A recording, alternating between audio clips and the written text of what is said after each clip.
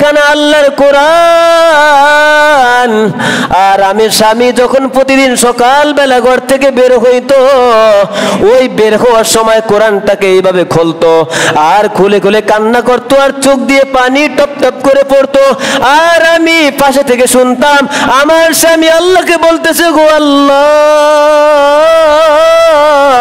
তোমার কোরআনকে আমি শিখতে পারি নাই, তবে দেখো তোমার কোরআনকে কিন্তু আমি মোহাব্বত করতেছি, তোমার কোরআনকে আমি এই যে চুমু খাইতেছি, তোমার কোরআন আমি বুকে জড়াইতেছি, তোমার কোরআন আমি আমার মুখে জড়াইতেছি। আর আল্লাহ, আমি সাক্ষী দিতেছি এটা দুনিয়ার কোন মানুষের লেখা না, এটা একমাত্র তোমার লেখা, এটা তোমার কালাম। হাজা কালামুল্লাহ, হাজা কালামুল্লাহ, হাজা কালামুল্লাহ। ওগো আল্লাহ, আমি সাক্ষী দিলাম এটা তোমার কোরআন। কে বলতেছে? আব্দুর রহমান।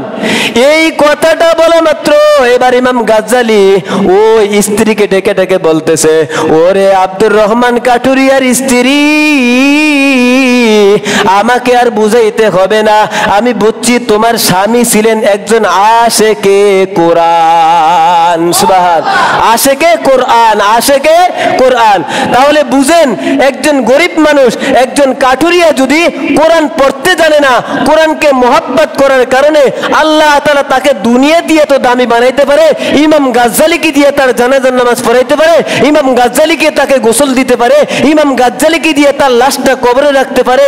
তাহলে আপনি আমি যদি কোরআনকে মোহাব্বত করি, আপনার আমার ছেলে সন্তান যদি মাদ্রাসা পড়াই, আপনার আমার ছেলে সন্তান যদি আলেম বানাই, আপনার আমার ছেলে সন্তান যদি হাফেজ কোরআন বানাই, আল্লাহ কি আমাদেরকে দামি বানাইবো না?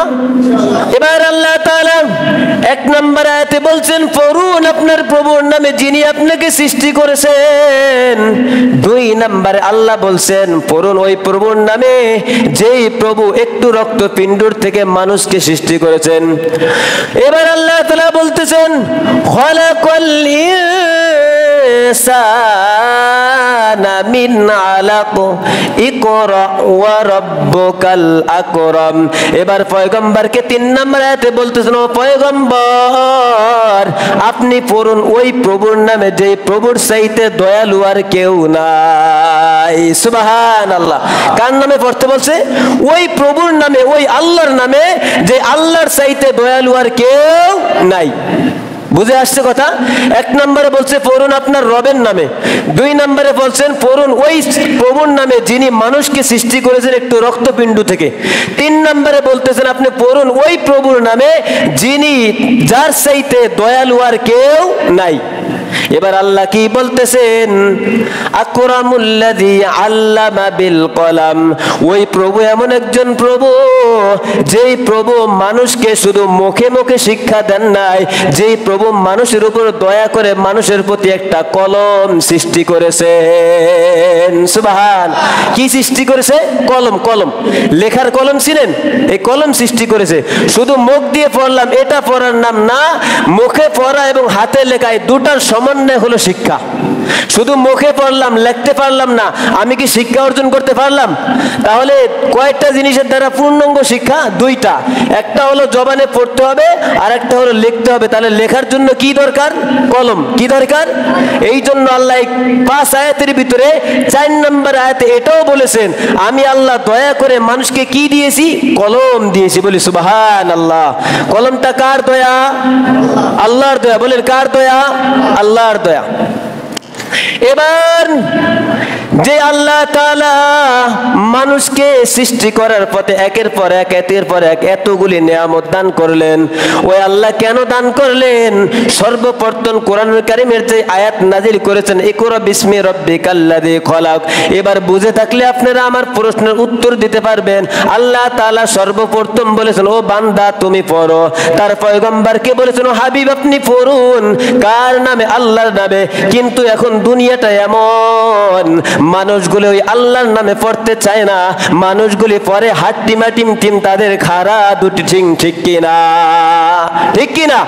মানুষগুলি এখন ওই আল্লাহর নামে পড়তে চায় না, মানুষগুলি পরে কি হাট্টিমা টিম টিম তাদের খাড়া দুটি ঠিং। আল্লাহ কি এটা পড়তে বলছে? আল্লাহ এটা পড়তে বলে? তা আল্লাহ কোনটা পড়তে বলছে? আল্লাহ বলছে আল্লাহর কোরআনকে পড়তে। কাকে পড়তে? আল্লাহর কোরআনকে পড়তে। কিন্তু এখন স্কুল কলেজে এত মারাত্মক খারাপ পড়াগুলা পড়ায় যে হাট্টিমা টিম তাদের খারাপ উঠেছে। আলহামদুলিল্লাহ, নুরানি যে মাদ্রাসাগুলো আছে, কওমি যে মাদ্রাসাগুলো আছে, আলিয়া মাদ্রাসার কথাও আমি বলছি না, নুরানি মাদ্রাসাগুলা, কওমি মাদ্রাসাগুলা এত সুন্দর লেখা দেয়, দেখেন পড়া শুনি আপনারা বুঝতে পারবেন। আমাদের মাদ্রাসার শিশু শ্রেণীর ছাত্ররা পড়ে শরতে ওযু করে নামাজ পড়ি, আল্লাহকে খুশি করি, বলি সুবহানাল্লাহ। নুরানি শ্রেণীগুলা কি পড়ে? শরতে ওযু করে নামাজ পড়ি, আল্লাহকে খুশি করি। আর দেখেন স্কুল কলেজের ছেলেরা পরে কোনটা? শরতে অজগর, অজগরটি আসতে সেরে তোমাকে সবল মারবে।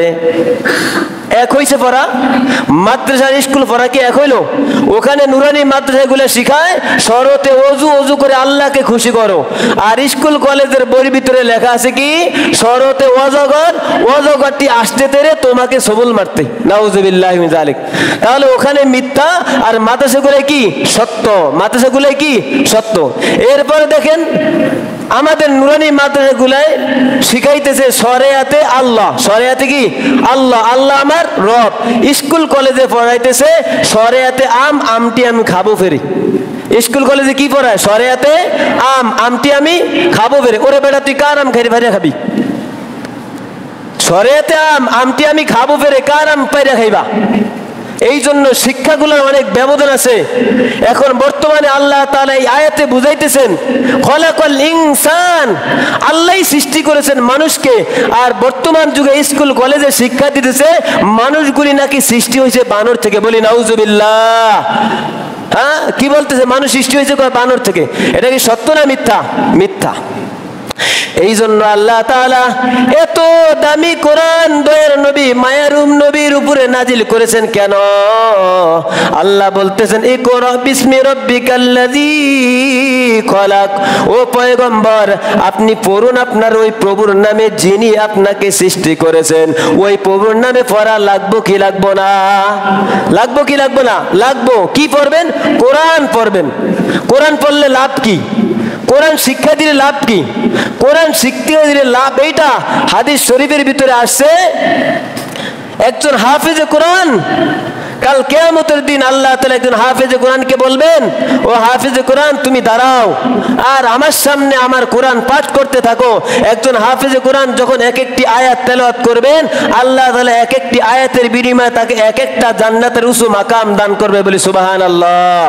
এবং শুধু তাই নয়, ওই একজন হাফেজে কোরআনের মা এবং বাবাকে এত দামি একটা মুকুট আল্লাহ তাআলা কাল কিয়ামতের দিন দান করবেন, সূর্যের চাইতে কোটি কোটি গুণ বেশি পাওয়ার থাকবে ওটার, বলি সুবহানাল্লাহ।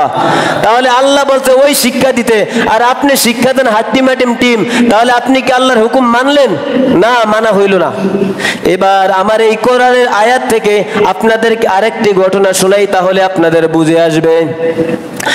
কিতাবের একটা ঘটনা, ঘটনাটি হলো জামানার অনেক বড় একজন ইমাম, যার নাম হলো হযরত ইমাম গাজ্জালী রাহিমাহুল্লাহ।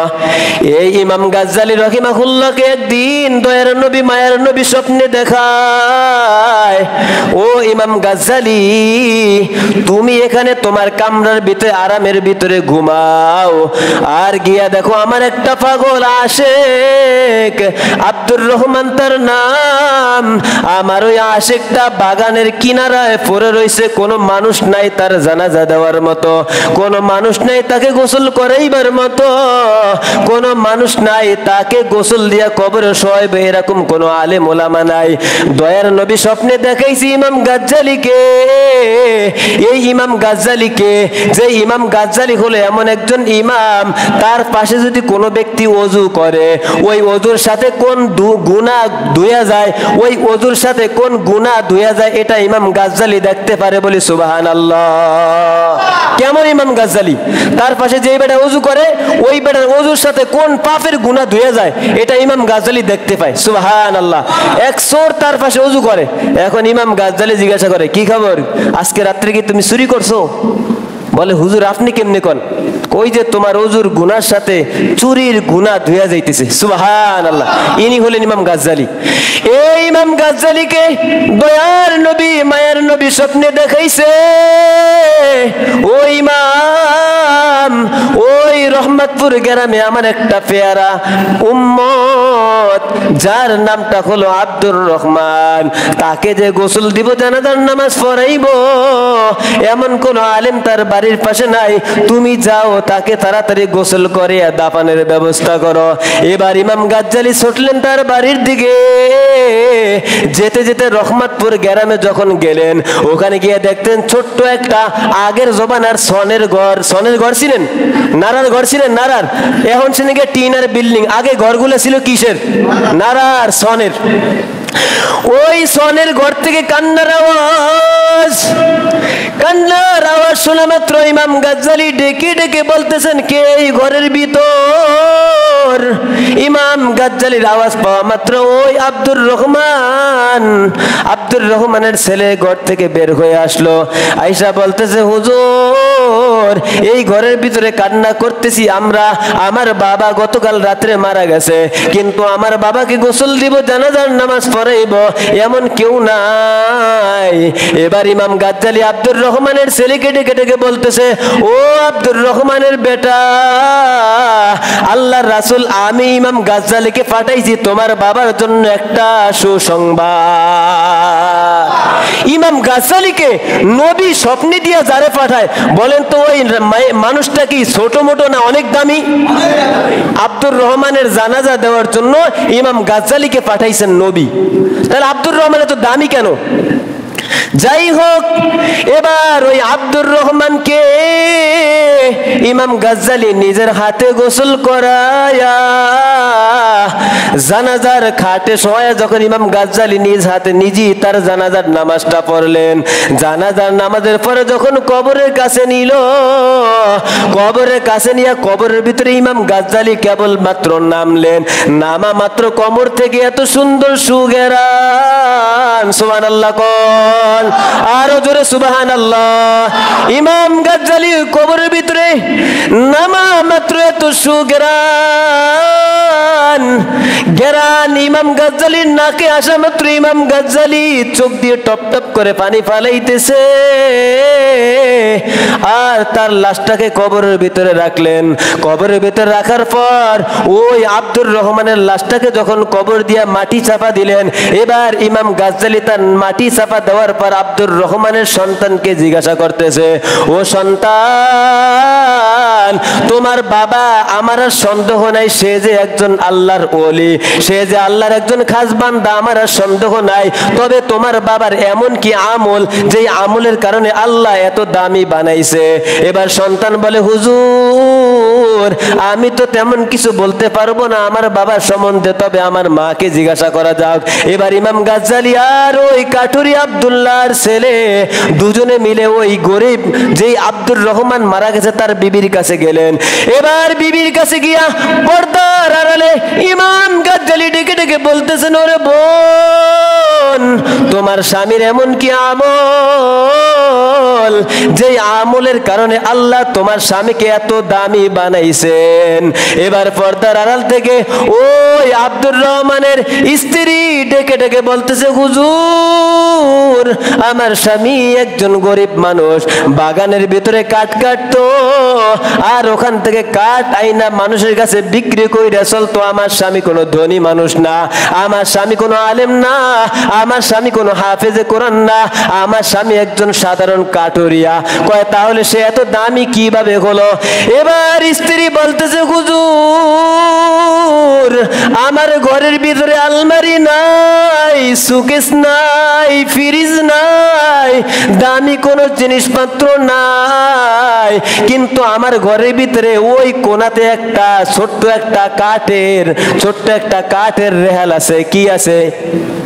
কাঠের রেহাল, ছোট্ট একটা কাঠের রেহাল আছে, ওই রেহালের ভিতরে একখানা আল্লাহর কোরআন। আর আমি স্বামী যখন প্রতিদিন সকালবেলা ঘর থেকে বের হইতো, ওই বের হওয়ার সময় কোরআনটাকে এইভাবে খুলতো আর খুলে খুলে কান্না করতো আর চোখ দিয়ে পানি টপ টপ করে পড়তো। আর আমি পাশে থেকে শুনতাম আমার স্বামী আল্লাহকে বলতেছে, গো আল্লাহ, তোমার কোরআনকে আমি শিখতে পারি নাই, তবে দেখো তোমার কোরআনকে কিন্তু আমি মোহাব্বত করতেছি, তোমার কোরআনকে আমি এই যে চুমু খাইতেছি, তোমার কোরআন আমি বুকে জড়াইতেছি, তোমার কোরআন আমি আমার মুখে জড়াইতেছি।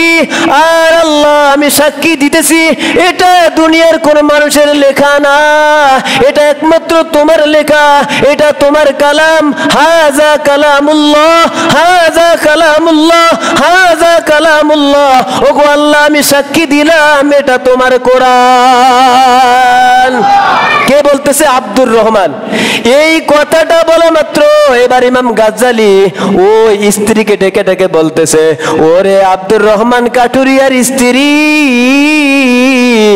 আমাকে আর বুঝাইতে হবে না, আমি বুঝছি তোমার স্বামী ছিলেন একজন আশেকে কোরআন। সুবহান, আশেকে কোরআন, আশেকে কোরআন।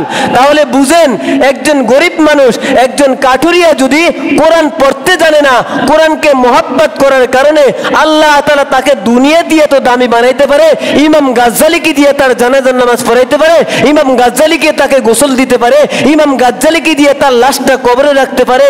তাহলে আপনি আমি যদি কোরআনকে মোহাব্বত করি, আপনার আমার ছেলে সন্তান যদি মাদ্রাসা পড়াই, আপনার আমার ছেলে সন্তান যদি আলেম বানাই, আপনার আমার ছেলে সন্তান যদি হাফেজ কোরআন বানাই, আল্লাহ কি আমাদেরকে দামি বানাইবো না? বানাইবো কিনা? তাহলে হাট্টি মাটিম টিম এগুলা পড়াবো না আল্লাহর দেওয়া যে বিধান কোরআন, ওই কোরআন পড়ার জন্য মাদ্রাসা পড়াইবো? জোরে বললে কোথায় পড়াইতে হবে? মাদ্রাসায় পড়াইতে হবে। যদি মাদ্রাসায় পড়ান, আপনার সন্তানকে আল্লাহ দামি বানাইবেন, আপনাদেরকেও আল্লাহ তাআলা দামি বানাই।